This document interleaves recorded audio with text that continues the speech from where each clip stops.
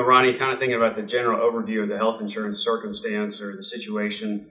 I know TRS did a sustainability study, and without getting into all the details of exactly what's going on with this sustainability study, we look at this health insurance situation. The way I sort of perceive it is we have an immediate crisis that could sort of blow up on us September 1st of next year if we don't come up with some budget dollars.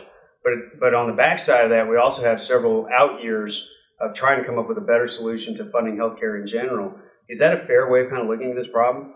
Yeah, I think the issue is we have a short-term solution to trying to get by for the next 2 years, which is how the legislature looks at things. They fund for 2 years. But we really need to look at the long term. We can't be coming back in 2 years from now and asking for another $1 billion. So, if we fix the problem just for 2 years, it'll be a continued problem. Last session, we worked on long-term solutions for the pension fund. This session, we need to work on long-term solutions. We need to get by the next 2 sessions, but we have to make sure we have a healthcare program that's there for the current retirees and future retirees. That's going to require more money and more effort, and there's no silver bullet. So I think the key is we got to make sure we get enough money so retirees don't bear the brunt of all the increases. But we also have to look for long-term solutions, and those are not easy in healthcare because it's hard to project long-term healthcare costs. Sydney, thinking about the question you asked earlier about the most important thing, I think it's important for us to understand that we have to work to educate these legislators on what some of these problems are, the scope, the magnitude of these problems.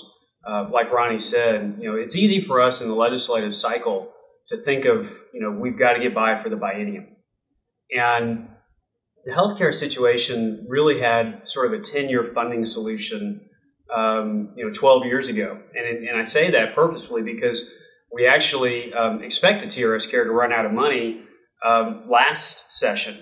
And so it was sort of a 10-year window of time that we had. And I think back in 2003, when it was really developed, there was a lot of expectation that we would have been needing to deal with this sooner.